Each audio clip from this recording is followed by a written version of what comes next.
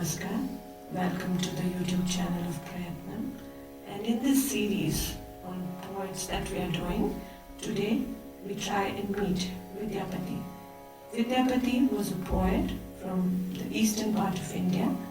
He came from the Mithila region of the then Bihar province, which formulated the present-day Darbhanga district, parts of North Bihar, Bengal, and also the Terai region of present-day Nepal. Not much is known of Vidyapati's early life, but we can infer his period from that of his works and also from the period of his patrons. He was a court poet, so from the reign of the kings for whom he worked, we can date him. It is said that approximately around 1352, Vidyapati was born in Bispi village in the Darbhanga district of present-day Bihar. Vidyapati Thakore was born to Hasini Devi and Ganapati Thakore, a very renowned scholar of his times, who was also a court pandit. Vidyapati, as the name suggests, was said to be a child with a very sharp mind and was put through the scriptures, study of scriptures, the Shastras and the Sanskrit language. Vidyapati grew up to become a very erudite scholar with a command over various subjects, and he was a prolific writer, adept at many languages. He wrote in Sanskrit, in Maithili, and in Abahatta, which was an Abhabransha derived from the Prakrit prevalent at those times. It was during Vidyapati's time that the Prakrit-derived Abahatta was going through a transition into the early versions of Eastern Indian languages like Bangla, Oriya, and even Nepali. Vidyapati is said to be one of the first persons, or rather the first person, to have used Maithili language as a language of literary expression. Vidyapati was a court poet. He was attached first to the court of Kirti Simha, and it is there that he is said to have written his first commissioned work called Kirti Lata, eulogizing the patron's victories. It is full of Veera Rasa. It was written in Abahatta language, and it is interestingly very similar in style to that of Chandavardai's Prithviraj Raso.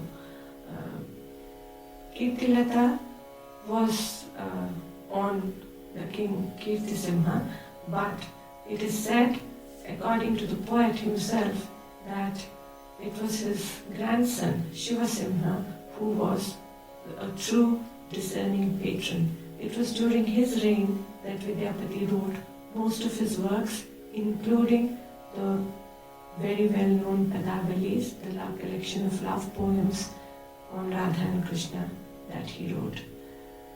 Vidyapati was not just a court poet in the court of Shiva Simha, but he was also his advisor and a very good friend to the king. He has also written a work called Kirti Pataka in Abahatta, eulogizing the king, but this work is more a Shrindaric work. This shared a special bond. It is said that when Shiva Simha was captured by the Mughal army and taken to Delhi, Vidyapati followed and went to Delhi, debated with the court poets in Alauddin's court, and acquired Shiva Simha's freedom. Vidyapati, though, is more known for his love poems on Radha and Krishna, he is equally loved for his verses in praise of Lord Shiva. He was said to be a great devotee of Lord Shiva, which was his parampara. He came from a parampara of Shaivites. His father and his forefathers were all Shiva Bhaktas. Vidyapati's works on Shiva are still sung in Mithila region, in the local language, and they form a very rich tradition of folk songs in that region.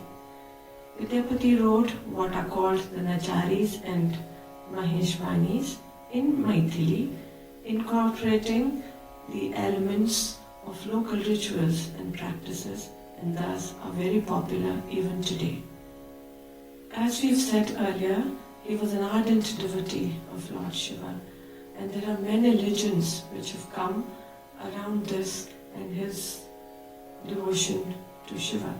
It is said, according to one of the legends, that so happy was Shiva by Vidyapati's devotion that he came to his house in the form of a servant boy called Ugna and served him for many, many years.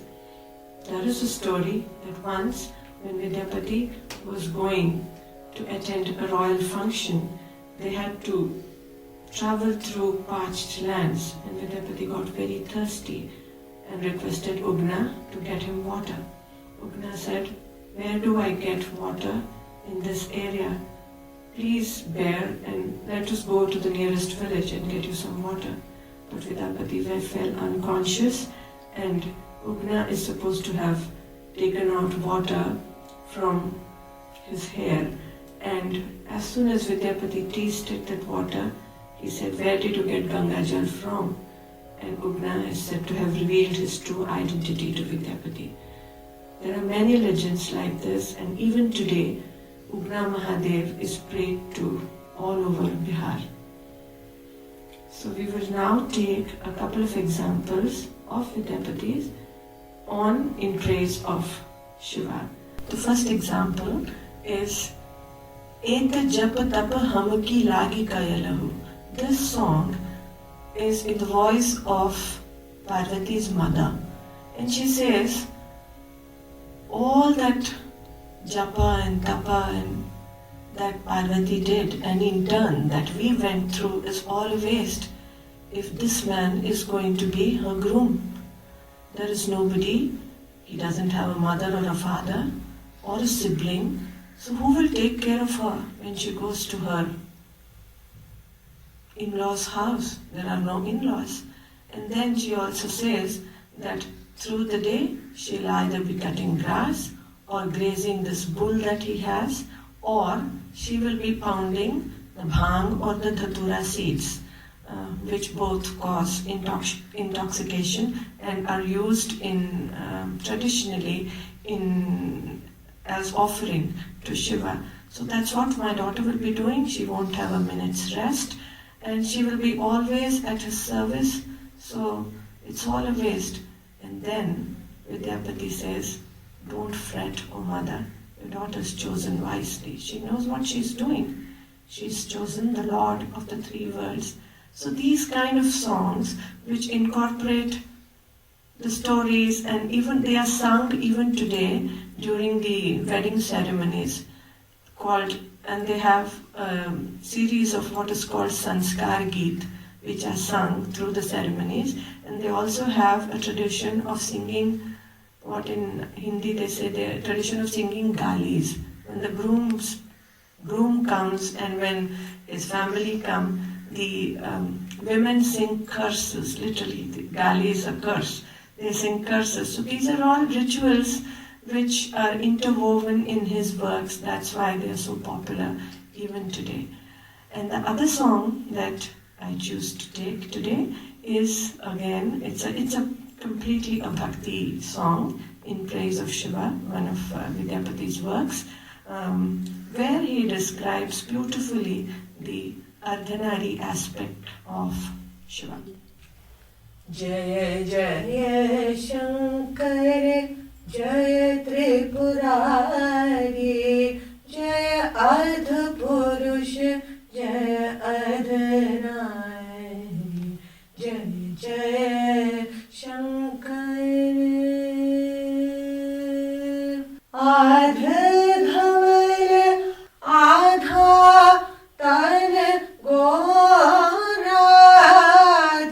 Sahaj Kuch Adha Katora Jaya Jaya Shankar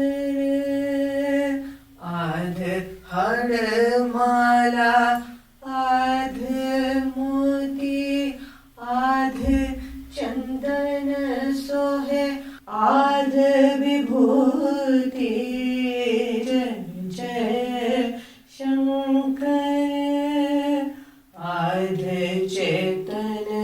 आध भोरा आध पटोर आध मुंज डोरा आध जोग आध भोग विलासा आध पिधान आध दिग्वासा जय जय Shankar. So this is Vidyapati for you, writing about extolling the virtues of Shiva in the form of Ardhanari. Apart from his works on Shiva, he has written compilations of songs on Devi, on Ganga. So he was, as I said earlier, he was Shiva Bhakta, he was a Vaishnava poet, and he was also a Shakta follower. So he was an amalgamation of a lot of things. And other than that, many of his works in Sanskrit are on varied subjects, like he has written Likhnavali, which is a work on the art of writing. Then he has Bhuparikrama, which is about the local geography. Then he has something called Vibhagasara, which is supposed to be autobiographical. Danakavyavali talks about charity. Then something called Purusha Pariksha, which is on moral teachings. So his area, his field of knowledge is very, very vast. But what he's known for most are his Sringaric poems, about which we shall see in the next session.